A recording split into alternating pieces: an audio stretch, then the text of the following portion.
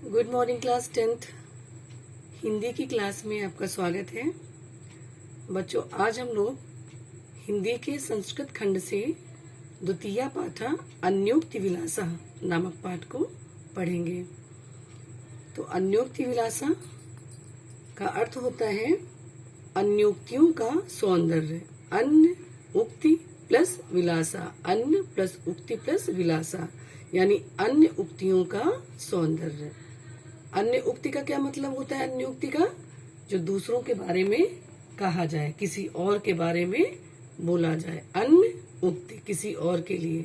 अन्योक्ति अलंकार भी आपने पढ़ी हुई है, तो उसमें भी मैंने यही बताया था कि जब कोई बात किसी और के बारे में कही जाए, ठीक है, तो उसे कहते हैं अन्योक्ति या अन्य उक्ति।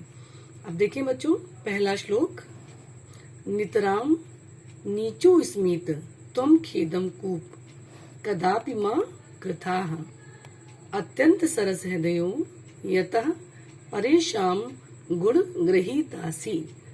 तो थोड़ी सी जानकारी श्लोक का अर्थ जानने से पहले, जो कि जानकारी मैं पहले भी आपको दे चुकी हूँ कि क्लास 10th में 4 नंबर का अनुवाद आता है संस्कृत से, जिसमें कि 3 नंबर भी आपको अनुवाद करना होता है और 1 नंबर का संदर्भ होता है। तो इस तरह का जो क्वेश्चन होता है उसमें आपको पहले संदर्भ लिखना होता है।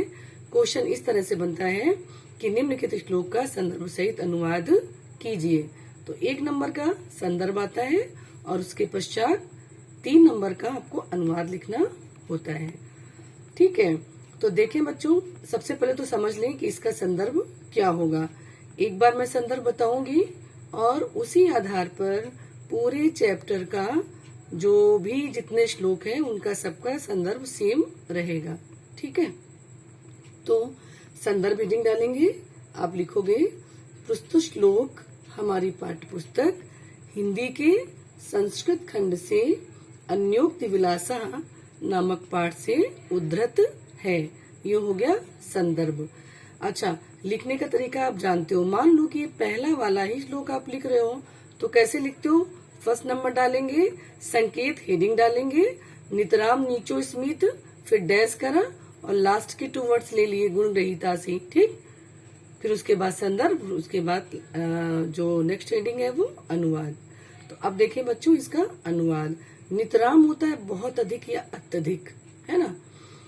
नीचो अस्मि इति, अस्मि हूँ, नीचा मतलब बहुत गहरा, नीचा मतलब बहुत ही गहरा, अस्मि हूँ, और इति ऐसा, त्वम खेदम कूप, तुम, खेद मीन्स दुख, कूप मीन्स कुआं।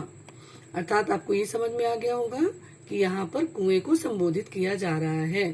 अन्य उक्ति है, कुएं को संबोधित करते हुए कवि किसी और के बारे में बात कर रहा है। ठीक है, कदापि कभी भी, कदा प्लस अपि, कदापि कभी भी, मा मीन्स मत, कृथा करो, कृथा मीन्स करना। तो अब इसका अर्थ आप देख ले। कवि कहता है कि हे कुएं, तुम अत्यधिक नीचे हो, इसलिए इसके लिए तुम दुख, कदापि कभी भी, माँ मत कृथा करो, इसके लिए तुम कभी भी दुख मत करो कि तुम अत्यधिक नीचे हो, तुम अत्यधिक गहरे हो, इसके लिए तुम कभी भी दुख मत करो। अत्यंत सरस हृदयो यतः परेशान गुण गृहीतासी। तुम अत्यंत सरस हृदय वाले हो, तुम्हारा जो मन है, तुम्हारा जो हृदय है वो अत्यधिक सरस है, रस से भरा हुआ है ना। सरस मतलब, अब देखिए कुएं में क्या भरा हुआ होता है? जल भरा हुआ होता है। जल कैसा होता है? पारदर्शी होता है। जल में क्या करते हैं? कोई भी कलर मिला दो तो जल हमेशा वैसा ही हो जाता है।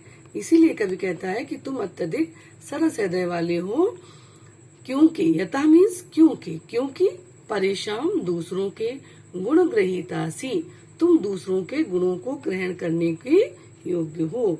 गुण ग्रहीतासी यानी गुण ग्रहीता प्लस असी, तुम दूसरों के गुण को ग्रहण करने वाले हो। यहाँ पर ये भी कह सकते हैं, चूंकि कुएं की बात की जा रही है तो गुण मीन्स रस्सी की भी बात कर सकते हैं, क्योंकि तुम रस्सियों को भी ग्रहण करते हो। रस्सियां डाल के कुएं से पानी निकालते हैं ना, तो तुम दूसरों के गुणों को ग्रहण करने वाले हो। तुम अत्यधिक नीचे हो, इसके लिए तुम कभी खेद मत करो, क्योंकि तुम अत्यंत सरस हृदय हो, क्योंकि तुम्हारे अंदर जल भरा हुआ है और तुम्हारे अंदर रस्सियां डाली जाती हैं, अर्थात तुम दूसरों के गुणों को अच्छी तरह से ग्रहण करने के योग्य हो। अच्छा, अब अर्थात करके आप आगे लिखेंगे, क्योंकि देखिए कवि कुएं को संबोधित करते हुए यहाँ पर कहा है पूरा श्लोक, लेकिन किसके लिए, तो आप आगे लिखेंगे अर्थात।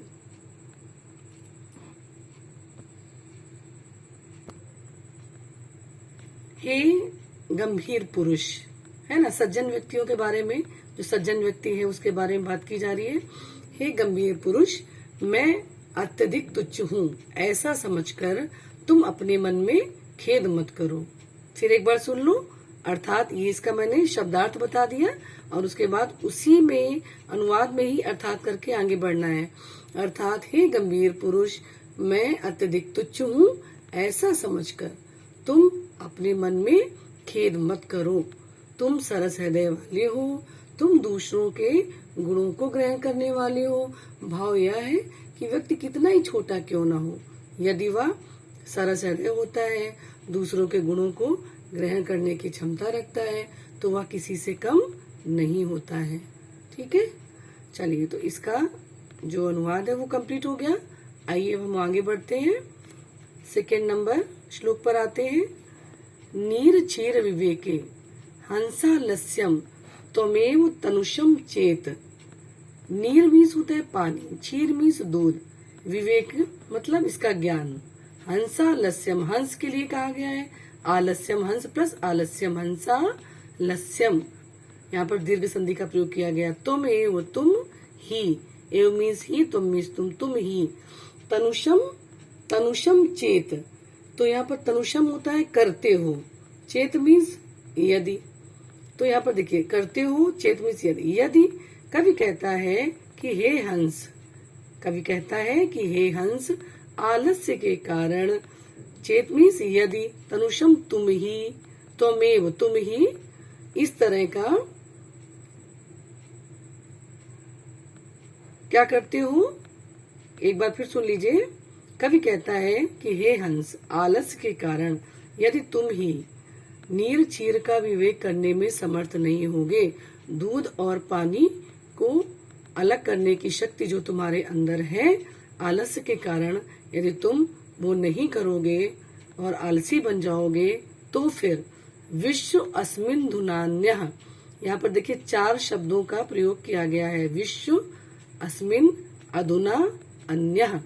तो देखिए इसका अर्थ, विश्व में फिर ऐसा कौन है, फिर विश्व में ऐसा और कौन है जो कि, कहा मीन्स यहाँ पर कौन, फिर विश्व में ऐसा फिर कौन है जो कि कुल व्रतम पालिष्यति, जो कि अपने कुल के व्रत का, अपने परिवार के तरीकों का पालिष्यति पालन करेगा। देखिए यहाँ पर फ्यूचर टेंस का प्रयोग किया गया धातु रूप में, पालिष्यति करेगा, यानी लिट लकार हो गई यहाँ पर। फिर विश्व में ऐसा कौन है जो अपने कुल के व्रत का पालन करेगा, यानी कुल की मर्यादा, कुल व्रतन का मतलब है अपने परिवार की, अपने कुल की मर्यादा का पालन कौन करेगा। ठीक, ये तो हो गया इसका शब्दार्थ, जो कि कभी हंस को इंडिकेट करते हुए, संबोधित करते हुए कह रहा है। अब देखिए बच्चों, इसका इसी में आगे अर्थात करके लिखोगे, इसका भाव क्या है। हे गुणग्राही पुरुष, यदि तुम ही गुण और दोषों को समझने में सक्षम नहीं होगे, जिस तरह की यहाँ पे देखिए हंस की बात की गई थी, हंस क्या करता है, नीर और क्षीर का विवेक उसी में होता है, क्योंकि उसके अंदर ये गुण होता है कि वो पानी और दूध को अलग अलग करने का विवेक रखता है, बुद्धि रखता है। इसीलिए बोला गया कि अगर तुम ही ऐसा नहीं कर सकते हो तो कौन करेगा। तो ये बात किसके लिए कही गई है, पुरुषों के लिए, जो गुण वाले होते हैं। ठीक, तो हे गुणग्राही पुरुष, यदि तुम ही गुण और दोषों को समझने में आलस्य करोगे और उचित और अनुचित का निर्णय नहीं करोगे, तो इस संसार में ऐसा कौन होगा जो अपने कुल के व्रत का, कुल की मर्यादा का पालन करेगा। भाव यह है कि उचित अनुचित का विवेक करने में कभी आलस्य नहीं करना चाहिए। ठीक है, तो ये हो गया आपका श्लोक नंबर 2। तो बच्चों, इस वीडियो में इतना ही। नेक्स्ट वीडियो में हम श्लोक नंबर 3 एंड 4 कंप्लीट करेंगे।